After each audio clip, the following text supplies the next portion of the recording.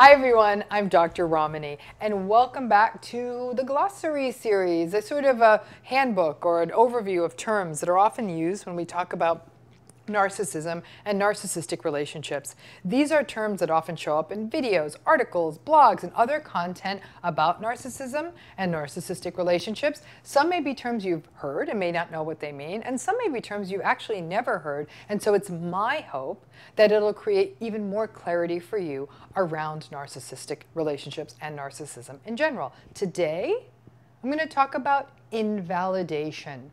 Before I go there, please, if you would, hit that button that says subscribe. Would love to have you as part of this channel. And also if you want that bell to get notifications every time we put out new content. So let's talk about invalidation. This particular video was born out of a few people who are watching this series who dropped comments and emails of people reaching out to have this particular term specifically taken on. It was an interesting request, and I thought about it a while when we got multiple requests, because I use the term all the time when I talk about narcissistic relationships, but I didn't even actually elevate it to the space of its being its own term per se.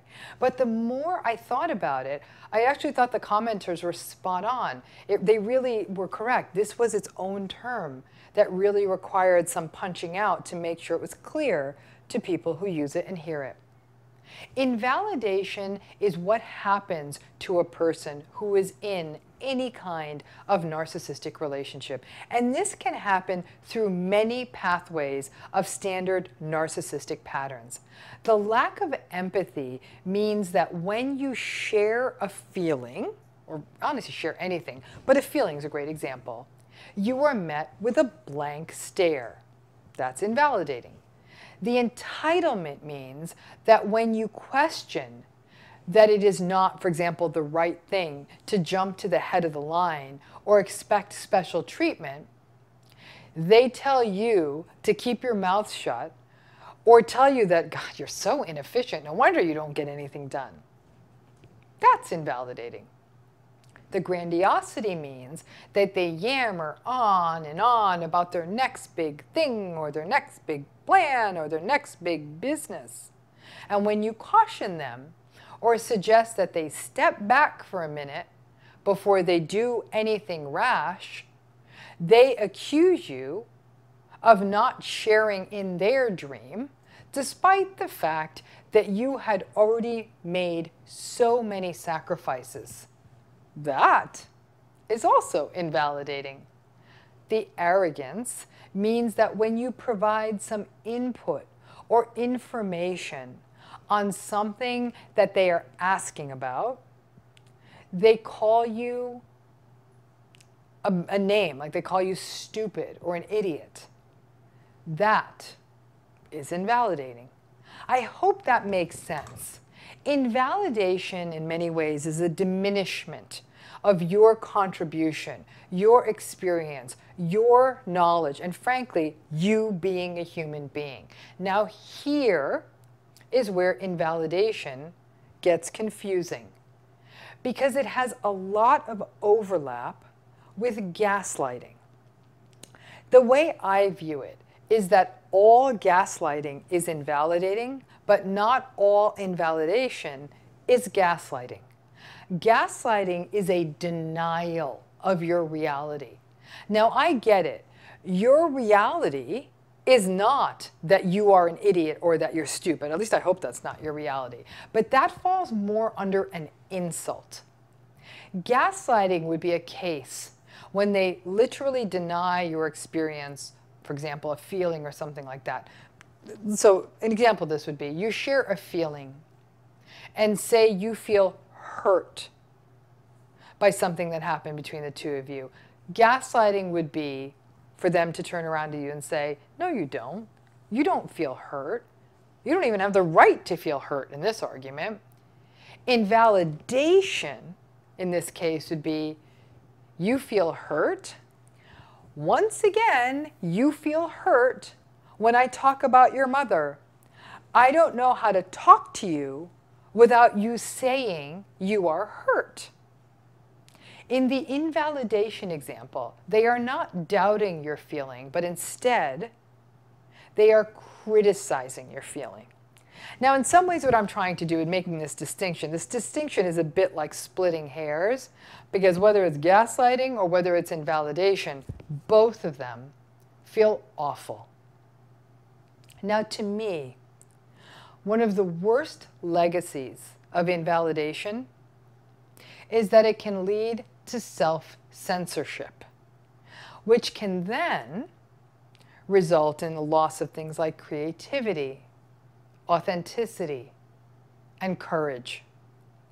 If you grew up in a narcissistic family system, you know this well. You were often invalidated, and slowly, over time, you learned to not trust yourself.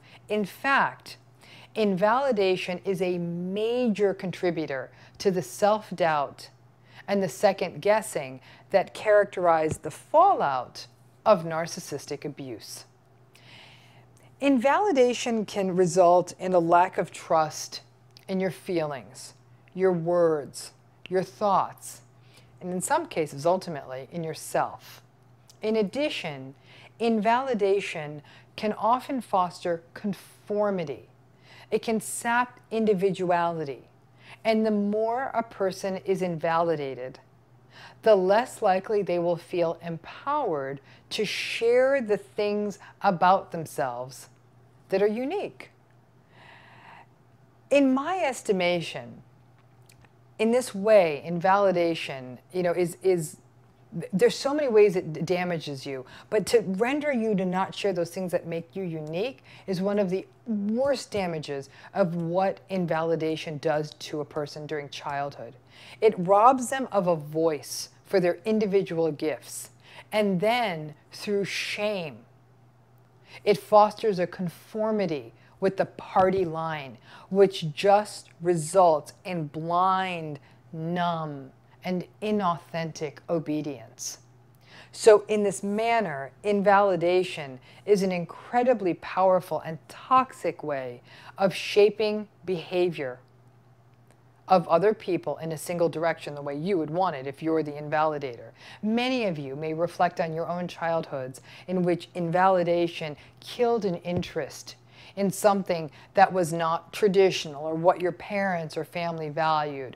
That might be an interest in art or music, an interest in wanting to live in a different place or a different region as an adult, or pursuing a trade rather than a college path. In that way, to me, invalidation is a thief, and it is a weapon of the insecure.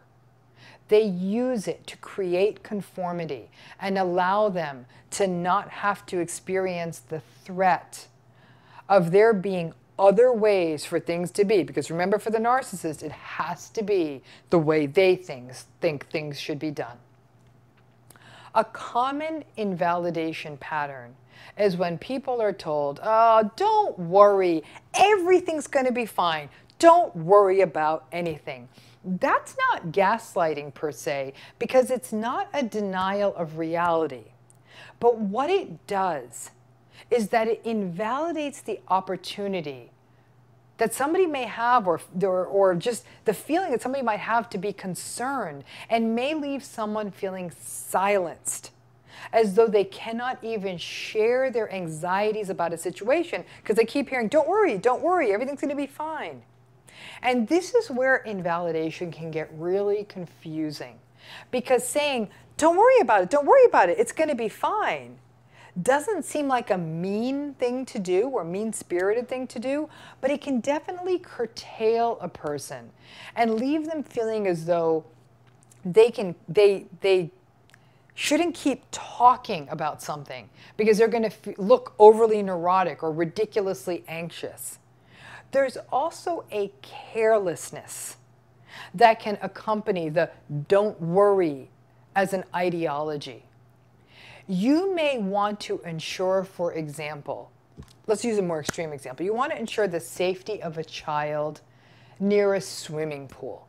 And you're a responsible parent, and that's your concern. And others around you might say, don't worry, go use the bathroom. There's a lot of us keeping an eye on him. But that blasé attitude may be concerning because they aren't worried. You may feel as though your very real fears are invalidated and the stakes are too high. You'll either pull your kid out of the pool or just not go to the bathroom. For this reason, the don't worry type of invalidation can be so exhausting. Many people will report that they do worry, and for good reason. And the invalidator's tendency to say, oh, come on, don't worry about it, it's nothing, means that you find yourself feeling responsible for having to worry for everyone and to ensure that adequate protections are in place because of the dismissive don't worryness of it all. As a result, you're the one who sets like 10 alarms in the morning to catch that early flight and set up the taxi and all of that. That whole Hakuna Matata, don't worry, be happy, no worries thing can get really tiresome really fast. It is a luxury for someone to tell you don't worry. And over time, you'll find that you have to be the one to carry all these burdens of worry. And then you may be painted as the victim or the worrywart when in fact it's you that's making things okay. You're the reason that everyone made the early flight. And that feels invalidating because I can guarantee you in a narcissistic system, your contribution's definitely not going to be recognized. And you may not even care that it's recognized. But then you may even hit the wall of gaslighting when, because you're the one worrying, because no one else is actually paying attention, you're called out as a neurotic worrier. Another form that invalidation can take is through intellectualization. So for example, when you talk about feelings, that the narcissist may come in and talk about it back to you from a place of logic and rationalization. It actually feels pretty awful because feelings aren't always sensible, but they're real. And you might even be willing to acknowledge they're not sensible. If feelings were sensible, we wouldn't fall in love. We wouldn't go on flights of fancy. The good stuff happens in life when we feel. But when you encounter an unemotional, Mr. Spock surgical explanation for your feelings, it doesn't feel good. You may be crying, and they may regard you contemptuously and say, okay, now let's be logical about this. Let's be logical. Sometimes logic doesn't matter. But to have someone apply principles like logic and rationality to your feelings can feel invalidating. And it is a very common narcissistic move because it allows them to stay in control of the situation. Another form of invalidation often comes in the form of cheer up. And this has been proliferating in the way of the think your way happy world that we live in. Just think happy. Be positive. Now, invalidation can happen when you share your feelings with someone. You might say, I am so sad. I can't take advantage of this opportunity. I really, really wanted to go on this trip. Or, God, I'm really struggling and I'm feeling really down since my breakup. Or you might say something like, it's really been taking me a while to feel better since I lost my job. I really trained for a long time for that job, so this is tough for me. I really liked that job. And then you say this to someone. The other person says, oh, come on now, cheer up, or get over it, or God, stop complaining. I'm kind of tired of hearing about this. This can really go darker when that other person, typically a narcissist, says, stop pitying yourself. Other people have it so much worse than you. These are all classical examples of invalidation. Your emotion is not heard or it's dismissed, and you are devalued as weak or ungrateful. This form of invalidation, the cheer up, get over it form of invalidation, pervades all kinds of unhealthy relationships, including toxic family systems, toxic friendships, and certainly unhealthy relationships. But what is interesting is that the world has kind of gotten on board with this. Just go take a look at your social media feed. Heaven knows If you make the mistake of sharing some kind of negative mood state or negative feeling on your feed or someone else's feed, at least one person will tell you, get over yourself, or don't you know there are so many people out there that have it so much worse than you? That is invalidation. When people share emotions, all they want at that moment is empathy. They want someone to hold space for them. And most people will, especially if they are fortified with that empathy. I guarantee you they will, in most cases, move forward. Not from a place of invalidated defeat, but from a sense of, now I know, I am going to be okay.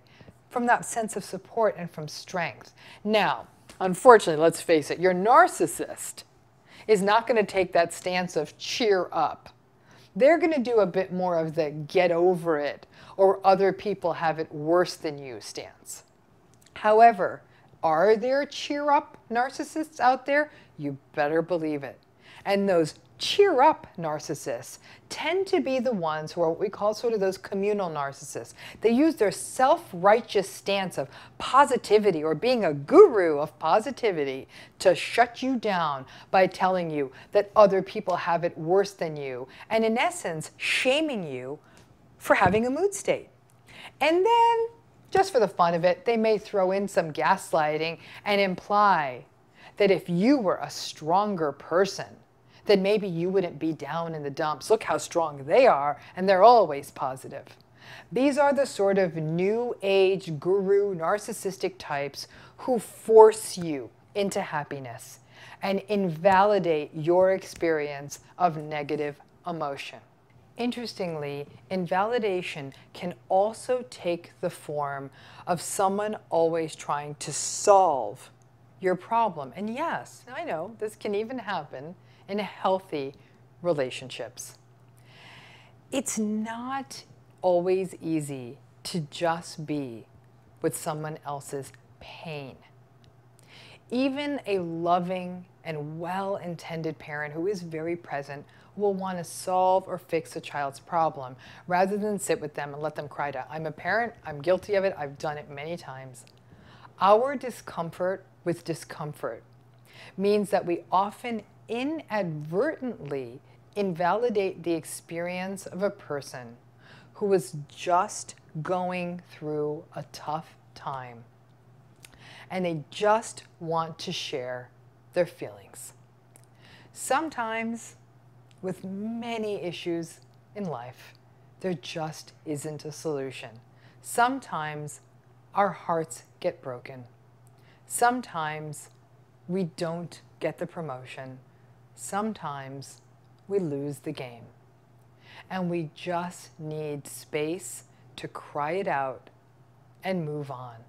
We don't always need someone to fix it. And in the quest to fix it, we can invalidate a person's experience and just not let them. Just let them be sad or disappointed for a while. We may not allow that for them if we feel like we just need to fix it. So it's clear now that invalidation is actually a theme, even at times in healthy relationships. Every one of us is guilty of saying, cheer up, or everything's going to be okay, or don't worry about it. It was never our intention to invalidate at those times. We just thought and wanted to help someone. And unfortunately, I got to be honest with you, even for me, as a psychologist, my temptation still after all these years is to want to fix it. But we spend years of being trained to sit on our hands in a way and to learn to be in a room with a client's pain, to feel it with them and let them know that it is absolutely okay for them to share their sadness and their pain, that it won't break me. And as much as I want to tell them everything's going to be okay, I've got to bite my tongue and say, no, I don't.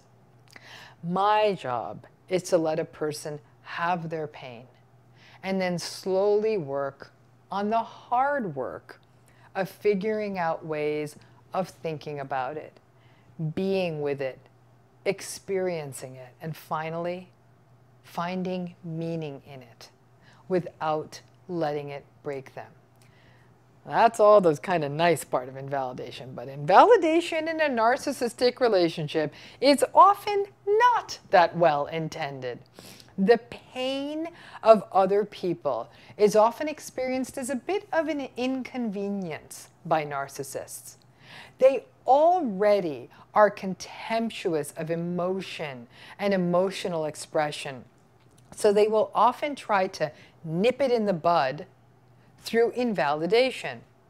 And because the invalidation and gaslighting so often occur together, it gets to be an experience of being entirely negated when you're in a narcissistic relationship. Invalidation that can be quite uncomfortable can take the form of stonewalling, which was another video in this glossary series, or it can take the form of deflection. It is not uncommon that when you share something that has happened to you, so for example, perhaps you tell a narcissistic mother, Mom, I feel hurt when you tell me that you think that I'm not smart enough to do this job. And she then turns around and says, oh yeah? Well, remember that time when you said that I wasn't smart? You say that to me all the time. Okay? So not only does it feel invalidating to not have your statement even acknowledged, the real invalidation occurs when the other person, and particularly narcissistic people do this, they just fire back at you with the assertion that you did that to them. So that's it. Like, I don't have to listen to this because you once did something like this to me. This happens all the time with narcissistic partners. As soon as you raise an issue that you feel that is important for you, the two of you to discuss, they will, and you start talking about the issue, then they will immediately, almost immediately push back and bring up an event from the past rather than discussing the issue at hand. And that, while it's deflection, can feel very invalidating. Invalidation in romantic or close relationships with narcissists is typical. It happens for a wide range of reasons, including the fact that they are not listening to you, don't really care what you are saying, or just can't be bothered. Over time, the invalidation is one of the primary contributors to the most challenging elements of narcissistic abuse, particularly the self-doubt and the confusion. So, the big question is, what can we do about this? A great place to start if you're dealing with invalidation, especially in a narcissistic relationship, find people who are validating. In fact, one of the main pillars of intervention and empowerment and treatment for someone who is healing from narcissistic abuse is something I term bearing witness. In essence, hearing about and validating their experience, and in so doing, providing empathy and accurate mirroring for their feelings. To allow a client to share his or her experience and to hear it and validate it and acknowledge it. But you know what? This doesn't only have to happen in therapy. It can happen in a trusted friendship in which someone feels heard by someone who is close to them. To feel validated just by being heard accurately and empathically. Invalidation is such a core dynamic in the narcissistic relationship.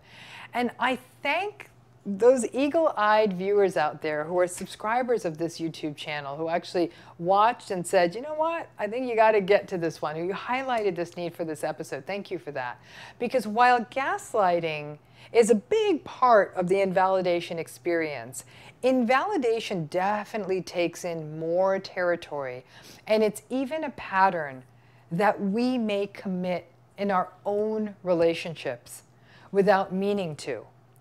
So I hope that this particular video not only clarified the concept of invalidation, and especially how it occurs in narcissistic relationship, but also I hope it may have woken you and made you aware about how we may all inadvertently invalidate people with a very innocent sort of cheer up in our own lives. We know it when it happens to us, and a lot of us may not even realize, like, yeah, it doesn't feel good to be just told cheer up or get over it when we're going through a tough time. That we understand that that cheer up may be well intended, but that sometimes we just need a minute. To me, validation and empathy are such powerful tools. They're like putting water on a plant or a flower that is starting to go limp. When we give something alive, that validation, that sort of water for a plant, it's amazing to watch how most people will start standing up straight again and be okay. You don't need to fix people's problems. You don't need to solve people's problems. And just so you all know, not all of us need to be happy every minute of the day. You are entitled to your feelings, and that's one entitlement I can get down with. So I hope this has clarified this term invalidation, which is its own sort of freestanding dynamic in narcissistic relationships, and frankly can happen in all relationships. So thanks again for tuning in. As always, please hit that button, subscribe to this channel, hit that bell, get those notifications when we put up new videos, and thanks again for tuning in.